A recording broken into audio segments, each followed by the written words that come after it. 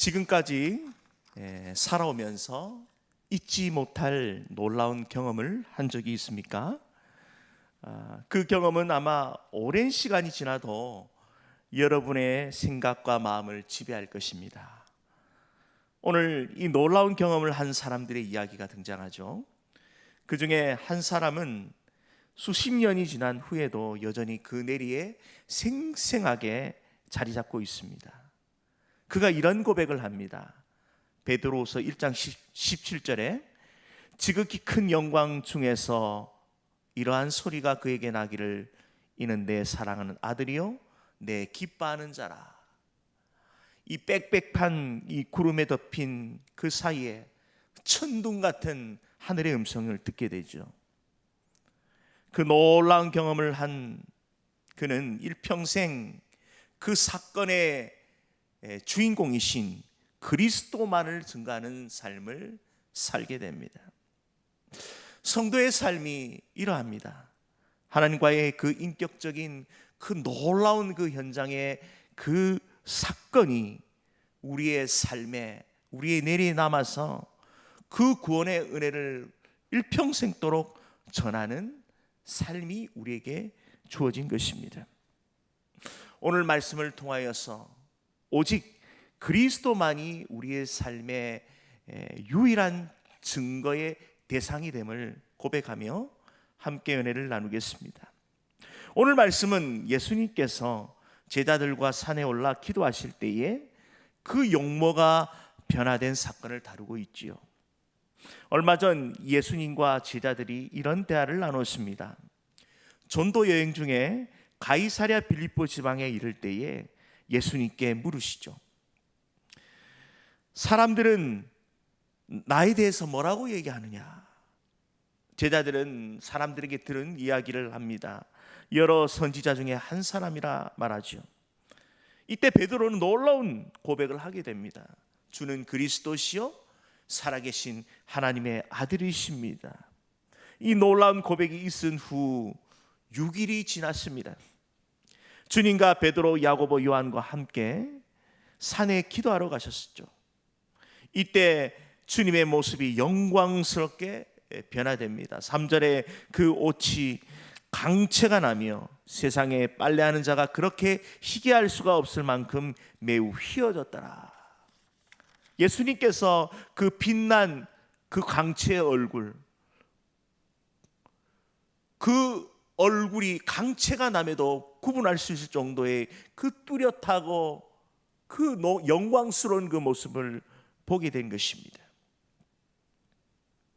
이어서 4절에 이에 엘리야가 모세와 함께 그에게 나타나 예수와 더불어 말하거늘. 이 베라산에서 함께한 이 두 사람이 등장합니다. 아주 중요한 의미를 담고 있죠.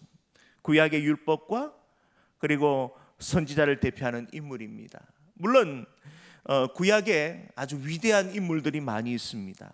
믿음의 조상이라고 말할 수 있는 아브라함, 그리고 이스라엘의 정치적인 영향력을 끼친 다윗, 이 밖에도 수많은 그런 신앙의 인물들이 있죠. 그럼에도 불구하고 유독 이 엘리야와 그리고 모세가 등장한 이유는 특별한 의미를 담고 있습니다. 모세는 구약의 율법을 대표하는 것입니다. 그리고 엘리야는 여러 선지자를 대표하는 인물인 것이죠. 바로 하나님께서 모세와 또 엘리야를 통하여 구약의 율법의 말씀과 그리고 선지자의 모든 그 계시를 완성시키는 그런 위대한 하나님의 메시지를 던져주고 있는 것입니다. 구약의 율법과 그 선지자를 대표하는 인물을 내세운 것은 바로 하나님께서 독생자들 예수 그리스도를 통하여 하나님의 영광을 드러내기 원하신다는 것이죠. 이때 예수님께서는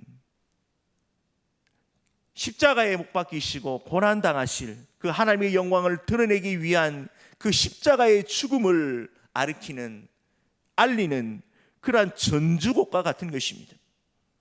바로 하나님의 말씀이 그대로 성취되고 이루어지는 것이죠. 제자들은 영광 중에 선 두 사람을 보게 됩니다. 그리고 이 두 사람이 떠날 때에 베드로가 급작스럽게 묻죠. 5절 중반절에 우리가 여기 있는 것이 좋사오니 우리가 초막 셋을 짓되 하나는 주를 위하여 하나는 모세를 위하여 하나는 엘리야를 위하여 하사. 예수님의 수제자라고 하는 이 베드로가 아주 뚱딴지 같은 대답을 합니다. 물론 그 환경과 형편이 압도되어서 행설수설하는 것이죠. 바로 하나님께서 이루고자 하는 그 위대한 그 뜻을 바라보지 못하고 자신의 생각을 앞세워 말하는 것이죠. 주님은 잠시라도 머물 수 없을 정도로 바쁜 나라를 보내며 하나님 나라를 선포하시고 가르치시고 치유하신 그 위대한 사역을 직접 3년 동안이나 경험하고 체험했음에도 불구하고 깨닫지 못하고 있죠. 구름에 덮인 그 상황들, 또 천둥 같은 그 소리 두려웠을 것입니다. 그럼에도 불구하고 그가 하나님 앞에 이러한 자기만의 잘못된 생각을 앞세워서 이 땅의 모든 것을 의지하는 듯한 그의 질문은 아주 부끄러운 그러한 질문이었습니다. 이 구름에 둘러싸인 가운데 영광 가운데 음성이 들립니다. 7절 중반절에 이는 내 사랑하는 아들이니 너희는 그의 말을 들으라. 우리 주님께서 철저하게 공생의 가운데 오직 하나님 말씀만을 순종하고 따랐죠. 이제 하나님께서 하늘의 음성을 통하여서 오직 예수 그리스도의 영광을 드러내기 위한 하나님의 뜻만을 지키고 순종할 것을 당부하고 있다는 것입니다. 이것은 바로 제자들에게만 뿐만 아니라 오늘 믿음의 세대를 이어가는 모든 성도들에게 오직 하나님의 영광을 드러내며 그리스도의 십자가와 부활의 능력을 이루신 그 하나님의 아들 그리스도의 말을 들으라는 하나님의 엄중한 계명이며 말씀인 것입니다. 계속해서 8절에 문득 둘러보니 아무도 보이지 아니하고 오직 예수와 자기들 뿐이었더라. 눈앞에 아찔한 정도의 그 아찔한 그 상황 가운데 구름이 걷히고 천둥 소리도 다 지난 후에 오직 그리스도와 제자들만 앞에 선 것입니다. 제자들은 아무 말하지 못하고 자신들이 변화산에서 경험한 그 놀라운 일들에 대해서 침묵하게 되죠. 제자들이 경험한 이 놀라운 경험들, 베드로가 경험한 이 위대한 이 변화산에서의 경험들을 통하여서 우리도 하나님 앞에 선 하나님의 제자로서 우리가 어떤 영적 교훈이 있는지를 세 가지로 함께 은혜 나누겠습니다. 먼저 성도는 하나님보다 앞서서는 안 되는 것이죠. 제자들은 예수님과 함께한 모세와 엘리야 선지자를 보자 기뻐서 감당할 수 없는 그러한 경험을 하게 됩니다. 초막셋을 지어다가 하나는 주를 위하여 하나는 모세를 향하여 하나는 엘리야를 위하여 짓겠나이다. 그 허무맹랑한 뚱딴지 같은 고백이 나오는 것입니다. 이것은 하나님의 나라의 영광을 바라보지 못하고 자신의 의지와 자신들의 생각에 머물러 있는 그런 그릇된 생각인 것입니다. 적어도 하나님의 나라와 하나님의 말씀을 듣고 그 말씀 가운데 쫓아가는 삶이라고 한다면 바로 하나님의 뜻을 기다려야 했던 것입니다. 자신의 의지와 생각에 사로잡혀 김칫국부터 마시려고 하는 그의 모습이 드러나는 것입니다. 그가 6일 전 가이사랴 빌립보에서 그 수많은 그 우상의 그 신전 앞에서 우리 주님께서 물으실 때에 베드로는 하나님의 그 위대하신 그 신앙의 고백을 담아 고백한 그 신앙의 고백을 드렸지 않습니까? 그러나 그 고백은 지금 이 베드로의 모습 가운데 신앙의 고백 가운데 아직 자리 잡고 있지 않았다는 것을 알 수가 있는 것입니다. 주는 그리스도시요 살아계신 하나님의 아들이십니다. 그 신앙의 고백이 진정 그 삶을 지배하고 그를 붙들었다라고 한다면 적어도 이러한 세상적 안위에 안주하는 삶을, 그러한 신앙의 고백을 하지 않았을 것입니다. 이 땅에 머물고자 하는 그러한 마음이 있었던 것이죠. 우리 주님은 바로 하나님의 나라의 영광을 위하여 잠시도 쉬지 아니하고 하나님의 나라를 전파하시고 또한 복음을 가르치신 위대한 사역들을 거침없이 해오셨습니다. 그 주님의 그 사랑을, 그 사역을 기억하면서 하나님의 뜻을 기다리며 하나님의 뜻에 순종하고자 하는 그러한 자세를 취했어야 하는 것입니다. 성도는 늘 하나님께서 가시고자 하는 그 길에 보조를 맞춰야 하는 것입니다. 성령의 역사의 이끄심이 우리의 삶을 어떻게 인도하시는지를 늘 바라보며 기도하며 하나님의 그 말씀 가운데 우리 자신을 내맡기는 삶이 필요한 것이죠. 그 말씀을 통하여서 하나님께서 가고자 하는 그 길 따라 가고 하나님이 멈춰서라고 하신 곳에 멈춰설 수 있는 그러한 순종의 삶을 살아야 하는 것입니다. 우리의 삶의 현장에서 베드로와 같이 엉뚱한 그런 이 땅의 소망을 두고 사는 그런 어리석은 삶의 고백이 아니라 오직 하나님과 그분의 말씀 가운데 우리에게 주신 그 위대한 그 사명, 그 은혜를 바라보며 조용히 또한 우리의 삶의 깊은 내면 속에 붙들고 계신 그 성령의 말씀을 붙들고 날마다 보조를 맞추며 나아갑시다. 하나님의 뜻에 순종하는 귀한 성도님 되시길 축원드립니다.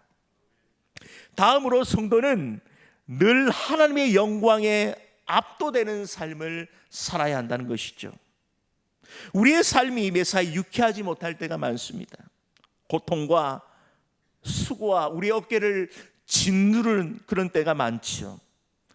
그런 가운데서도 우리가 잊지 말아야 할 것은 바로 하나님의 영광이 우리와 늘 함께 머물고 계시다는 것입니다. 우리 주위를 둘러싸고 있는 모든 것이 하나님의 손길이 닿지 않는 때가 없지요. 그러므로 우리가 상황과 사람들을 바라보면 실망할 때가 많습니다. 그럼에도 불구하고 우리는 늘 하나님의 영광이 지금도 나와 함께 계시구나라는 신뢰하는 믿음 위에 굳건히 서야 하는 것입니다. 요셉을 보십시오. 요셉의 삶이 어떠합니까? 그가 형들에게 버림을 받아 구덩이에 떨어지는 그런 비참한 인생이 시작되죠. 그의 나이 17세였습니다. 그가 겨우 생명을 구원받았지만 이 보디발의 집에 팔려나가 이제 다시 한번 그 삶을 이어나가려는 의지를 가지고 열심히 재반 사무를 감당하며 집안일을 감당했습니다. 그런 그가 또 보디발의 아내의 누명을 받고 캄캄한 지하 감옥에 들어가게 되죠. 이쯤 되면 그의 삶이 완전히 끝난 것 같습니다. 하나님께서 역사하신 그 약속의 말씀은 까마득히 잊어버리고 이제 더 이상 나는 죽는구나 라며 그가 실망과 좌절과 그 절망 가운데 그의 인생 스스로가 마감되는 것 같이 그렇게 절망 가운데 빠질 수 있었습니다. 그럼에도 불구하고 하나님께서 그 인생을 붙드신 것을 잊지 아니하고 끝까지 기다리며 인내할 때에 하나님의 영광을 경험하는 위대한 하나님의 일하심을 보게 되는 것입니다. 애굽의 총리가 되어 하나님의 위대한 역사를 보게 되는 것이죠. 하나님의 영광에 압도되는 위대한 경험을 하게 되는 것입니다. 성도가 이러한 하나님의 뜻을 바라보며 우리 삶 가운데 역사하시는 위대한 능력을 바라보는 삶을 사는 것이 너무나도 중요한 것입니다. 지금 우리의 삶의 현장 가운데 우리의 삶을 짓누르고 힘들게 하는 어려운 순간에도 하나님의 영광은 여전히 우리와 함께 하심을 믿어야 하는 것입니다. 그리고 하나님은 살아계시고 그분의 말씀은 반드시 말씀대로 이루어지기 때문에 그 뜻 가운데 이루어 주시고 성취하심을 바라봐야 한다는 것입니다. 지금도 천상에서는 이 거룩한 그룹들이 어린이 함께 경배하며 영광의 예배를 드리고 있습니다. 이 땅에서 드려지는 모든 공동체 안에 드려지는 이 예배와 그리고 성도 각자의 삶에서 드려지는 이 삶의 예배를 통하여서 하나님께서 영광 받으신다는 것입니다. 우리가 느끼지 못할 뿐이지 하나님의 영광은 온 우주에 충만하십니다. 할렐루야. 그 영광만을 바라보며 우리가 지금 우리의 삶의 현장 가운데 힘들고 어렵고 힘든 그러한 상황 가운데서도 사람 바라보지 않고 환경 바라보지 않고 하나님께서 역사하시는 영광을 바라보며 서 있어야 한다는 것입니다. 하나님의 영광을 선포하며 믿음 위에 섭시다. 하나님은 살아계시고 영광 가운데 일하시는 하나님의 위대한 능력을 바라보며 나가야 하는 것입니다.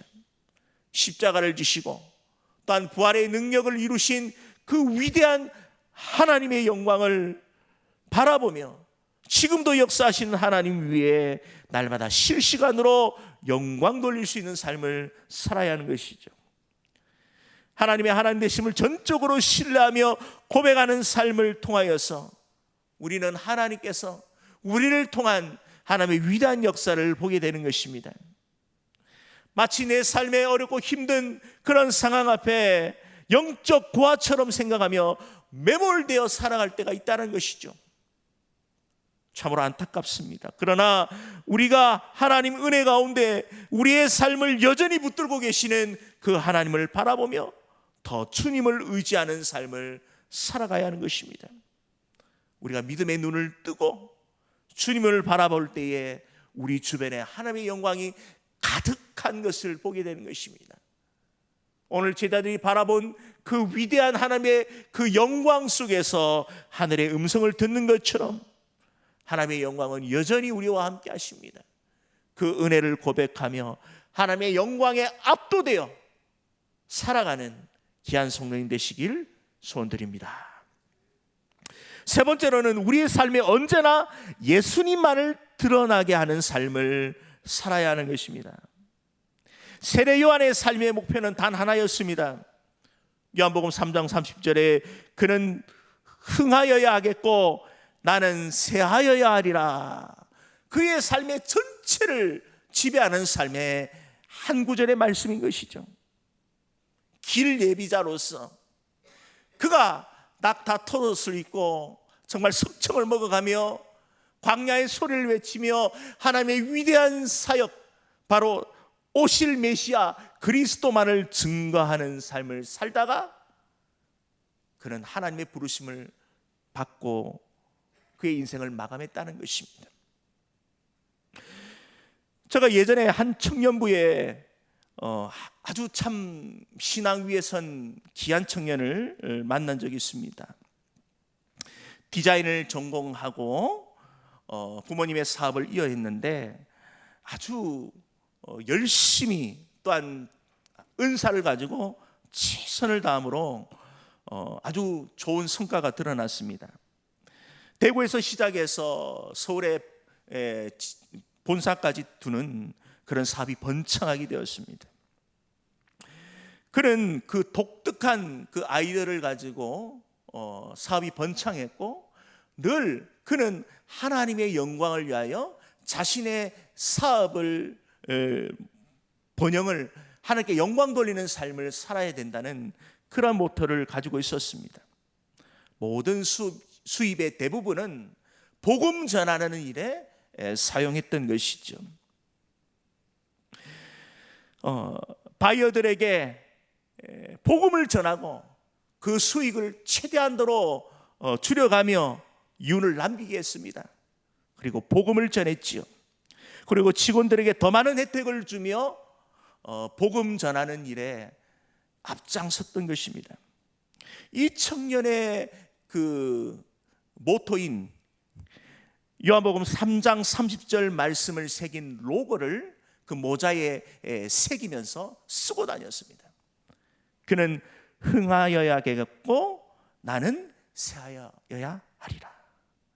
이 모자를 쓰고 늘 미소졌던 그 청년의 모습이 기억납니다. 우리의 삶이 어쩌면 이래야 되지 않겠습니까? 우리는 새하야 되겠고 하나님은 날마다 흥해야 되겠다는 그러한 삶의 모토를 가지고 어디를 가든지 그리스도만을 드러내는 삶을 살아야 되지 않겠습니까? 제자들이 경험했던 그 변화산의 경험들은 그저 자신이 경험했던 그 놀라운 그 삶의 모습으로 끝나는 것이 아니고 그 영광스러운 하늘의 빽빽한 구름에 둘러싸여서 하늘의 음성, 바로 나의 사랑하는 아들의 말을 들으라, 그 하나님의 음성을 듣고 기억하며 나의 생명 되신, 나의 구원자 되신 그 주님의 복음만을 외치며 자랑하는 삶을 살아야 되지 않겠습니까? 우리 인생에 무엇이 남습니까? 바로 그리스도 한 분이신 것이죠. 길이요 진리요 생명 되신 주님이 우리의 삶에 선명하게 드러나는 삶, 바로 그것이 우리의 삶의 이유와 목적 되는 것입니다. 이러한 삶이 우리의 삶 가운데 드러날 때에 하나님께서 영광 받아주시고 하나님은 우리를 통하여 역사하시는 위대한 영광을 우리를 통하여 역사하신 것입니다. 하나님은 오늘도 우리 가운데 역사하시고 우리의 삶을 붙들고 계십니다. 우리 자신과 우리 가정과 우리의 삶의 현장 가운데 역사하시는 하나님의 위대한 그 섭리와 하나님의 은혜들이 십자가 부활로 승리하신 그 주님의 영광만을 자랑하는, 오직 그리스도만을 자랑하는 복음의 증거자가 되시길 소원드립니다.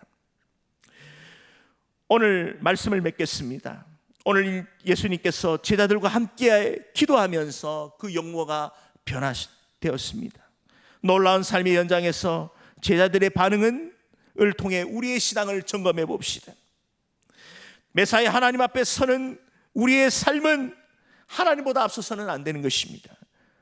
우리의 의지와 우리의 생각을 앞서기보다는 하나님의 뜻을 기다려야 하는 것입니다. 현실에 매몰되어 하나님의 영광을 바라보지 못하고 세상에 매몰되는 삶을 사는 것이 아니라 하나님을 전적으로 의지하는 믿음의 눈을 들어 세상을 바라봅시다. 또한 내 삶의 오직 삶의 이유와 목적 되시는 그 주님을 바라보는, 그 주님만을 증거하는 위대한 삶을 살아냅시다.